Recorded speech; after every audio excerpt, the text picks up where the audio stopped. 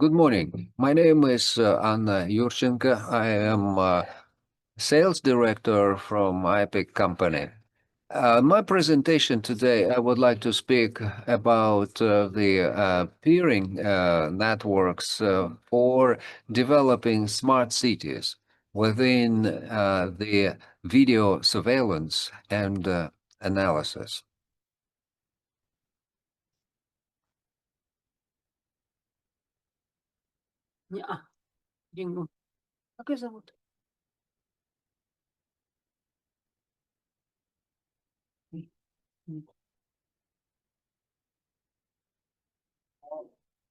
Peering is usually considered as a tool to optimize internet traffic in order to decrease transit costs and latency. That is definitely right. But as a matter of fact, peering network of operators is something different. It is a foundation for new digital services. All businesses tend to expand their services, and the next and very logical step is to develop mass services. And operators, whilst they start in mass services like surveillance, smart houses, Internet of Things, and other cloud solutions, they are having some difficulties, which includes technical and financial one. Technical are usually about new lines of communication, and that means most optic communication lines, which is of course very costly.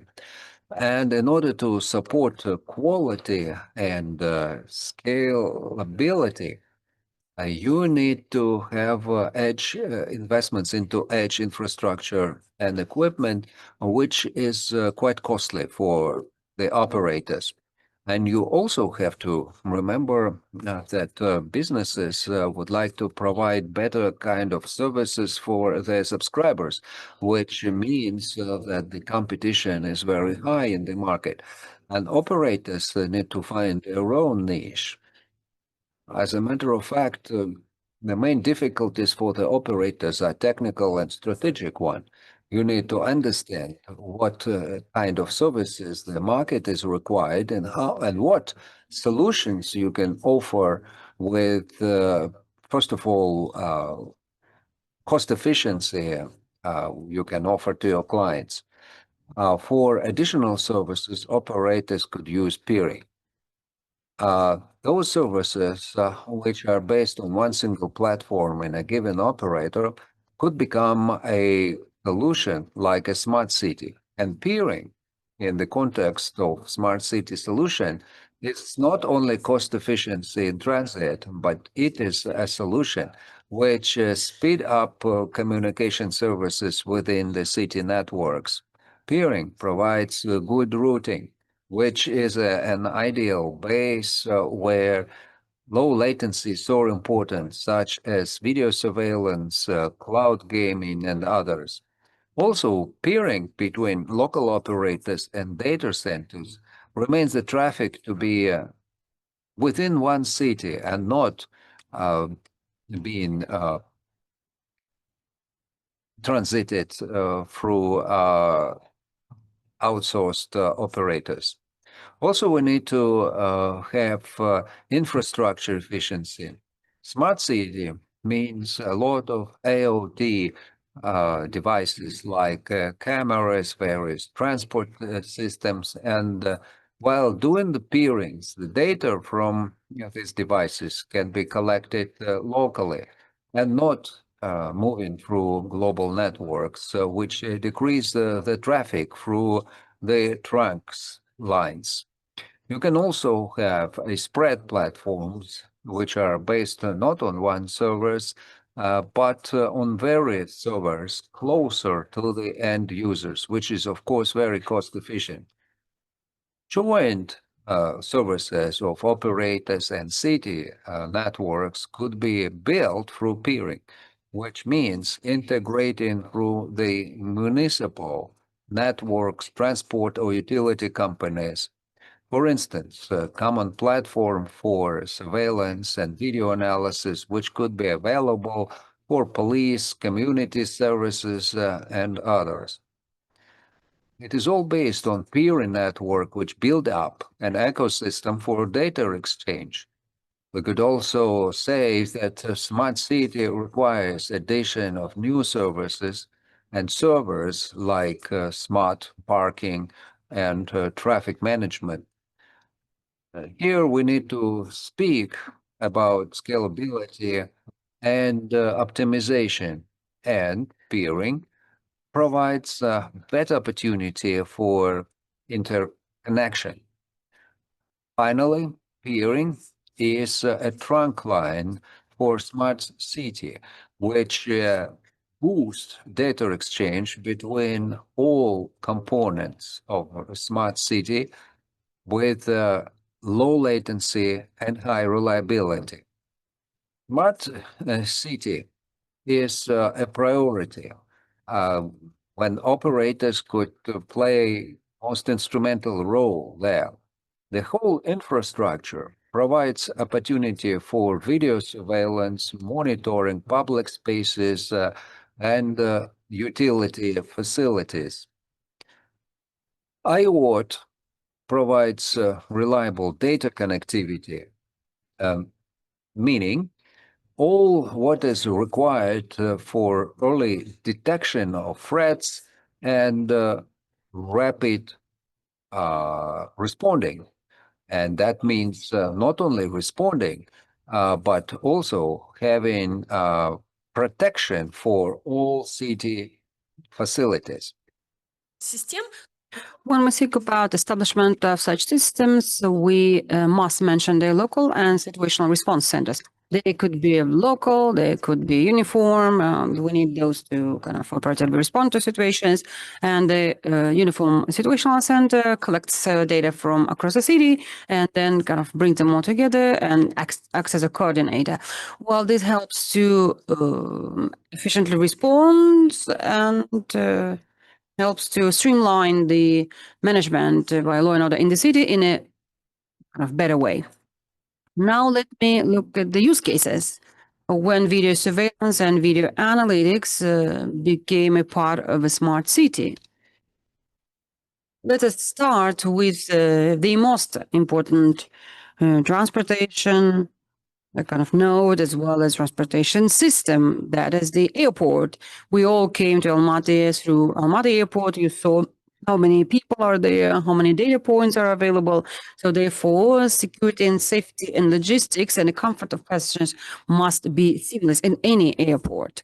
So the integration of video surveillance with video analytics in a smart city allows to operatively detect the incidents and respond instantaneously and also address them, and then manage the flow of people by using the analytics of crowd control.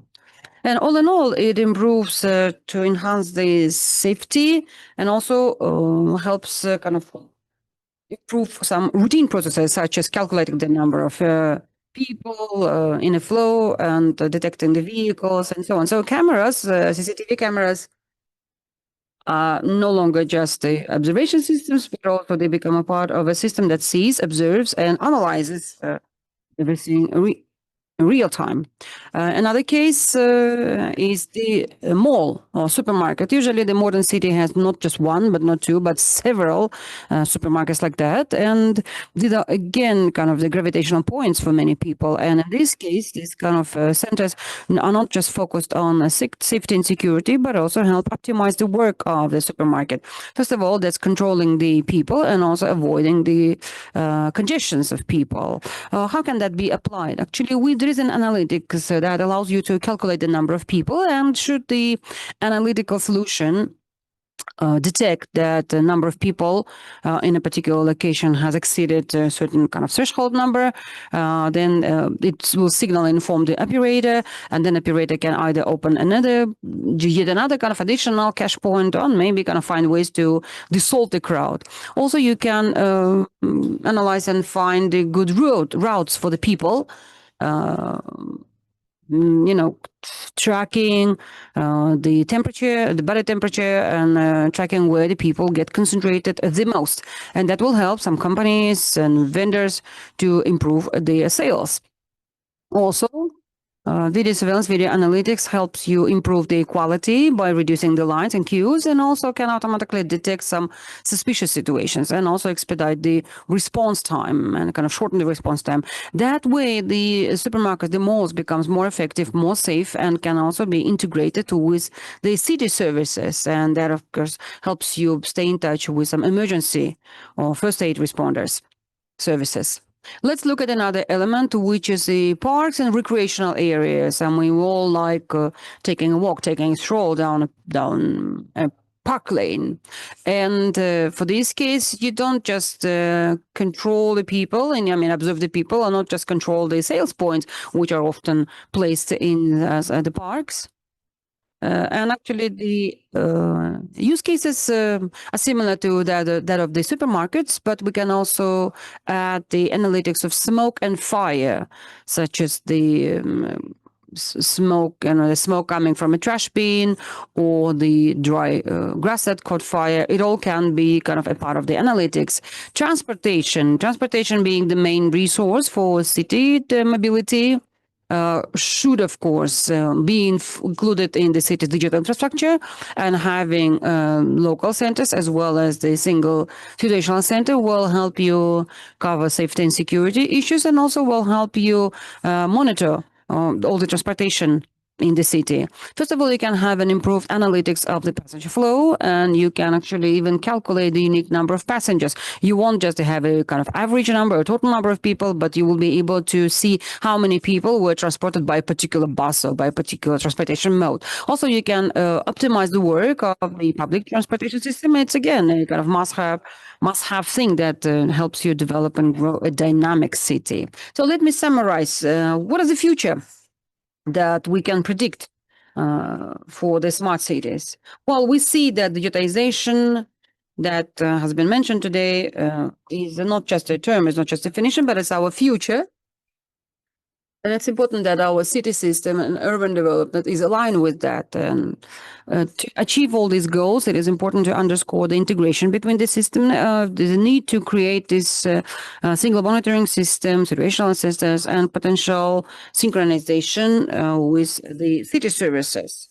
It is expected, though, that it will help. You can still help, and you can still optimize all the services by using the cloud solutions, or you can automate some of the routine actions with the help of AI, and also you can scale up such systems. So when using peering networks, we're not talking about the data exchange, but also we talk about opportunities exchange. And with that, the operators can launch better services, can develop infrastructural projects, and make them scalable and accessible. And most importantly, new growth points at a highly competitive market will be created. Thank you, colleagues. That was it from me. And thank you so much for your attention. And should you have any questions, I'll be happy to talk to you in person.